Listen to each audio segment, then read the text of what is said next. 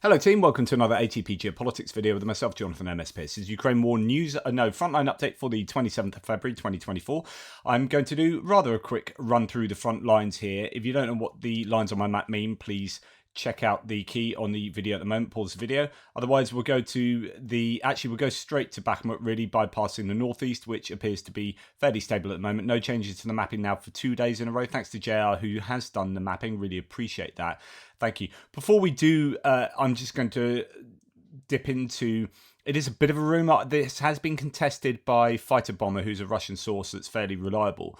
But apparently there has been a second Su-34 shot down today. I already reported the first one shot down earlier in my lost video this morning. And since then, a second one has been claimed to have been shot down. I cannot verify that, however. But if that is true, then that is another loss. That is something like the 9th fighter jet, maybe 10th that's been shot down in 10 days. And as well as that, you've got the A-50 radar plane too. So anyway, we'll get to the front line. As you can see, no changes until we get down to Bakhmut. And here we have Suryak maps claiming some moves into the Ivanivska, into the eastern outskirts of Ivanivska village.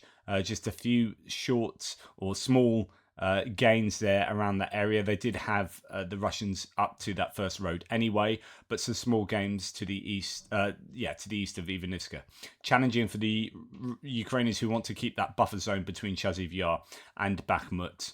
And then we'll come down to Avdiivka. I wanted to do a little bit of focusing on Avdiivka. As you can see here, the Russians are making some gains in Stepova area, which is north of the coke plant, through that village of Stepova into Bedici there. And then we have some gains right along the front from Vodyany north to past Lastochkerne to up to this other village, Orlivka, behind. So you've got advancing on Tonyenka and Orlivka, as according to really all the mappers there. Okay, what I want to do is just have a look at the topographical map here. Because I think it's important. I know Combat Veteran Reacts did a good video on this, I think yesterday. You see here we've got a semicircle of villages really going from Lastochkerne, well actually you could say further down south of there, but including Lastochkerne up through Semenivka and then up to Bedici there. Sort of semicircle going like that. Now if we go to the deep state map here, I think you'll get a better sense, you're looking at the topography, as to what's going on there. So you have the Russians marching to the west, taking ground. They've taken Severny now. They're moving on Tonyenka, moving towards Orlivka. They've taken Lastochkerne, and they've moved through Stepova. This is being admitted by several sources. Speaker of the Separate Special Force Group of Troops, Tavria, of the Ukrainians, Dmitry Likovoi, confirmed the withdrawal of the Ukrainian army away from the villages of Severny and Stepova, or Stepnoya there. It's the Russian transliterations. So we know that up here, that they made gains, and then down here in Severny as well. Okay, so looking at that deep state map, the topographical map, we can see that Stepova's up there, Orlivka, Lastochkerne, they move through there, they're moving towards Tonyenka and Severny. Now, I wouldn't worry too much as the Ukrainian commander in the area, because actually this is quite open ground. You can see it's flat here. There is no topographical changes. There is the low ground of these water features that indicate, water finds the lowest sort of course, doesn't it? So low along there, and then you've got three different. You've got a confluence of two or three, because you've got another one coming in there. Water courses that are backed up by higher ground to the west. So you've got this higher ground here that the Ukrainians will want to sit on, and then overlook the low ground to the east. So as the Russians approach them here, the Ukrainians will want to do a fighting withdrawal, an operational withdrawal, where they are bleeding the Russians, but also knowing that they can get themselves onto this higher ground and then take on the lower ground below with artillery, mortar, ATGMs and whatnot. It's going to be difficult for the Russians, especially since in front of that higher ground, you have water features. So you've either got these larger pond reservoirs or you have just basic rivers where the Russians will have to move their equipment across. The best chance for the Russians is up to the north here, which is probably why they were working hard to move along this railway line so they can get up here and around Novobakhmativka and come down on the higher ground already down from this direction. So if you look at it from this map, let's take the pins off here to just make it a little bit clearer to give you a sense of what's going on. Bear with me 2 ticks. Right, so the pins are off. Right, so now you have them marching along here. You have the railway line going up to the north past Novobakhmativka. If they can get up around here and they can come down behind the Ukrainians, that's their best bet. But otherwise, the Ukrainians are going to be sitting on this higher ground that goes something like that.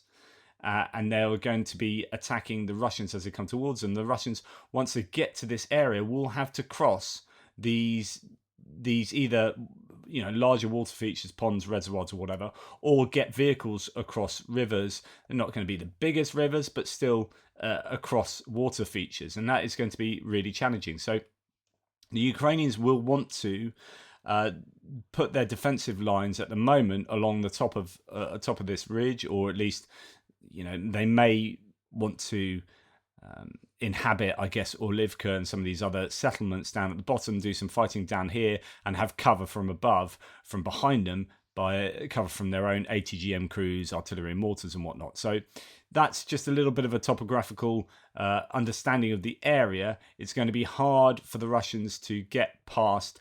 Essentially, let's do a little bit of drawing on here. I haven't done that in a long time. So you'll have the Ukrainian defenses built around something like this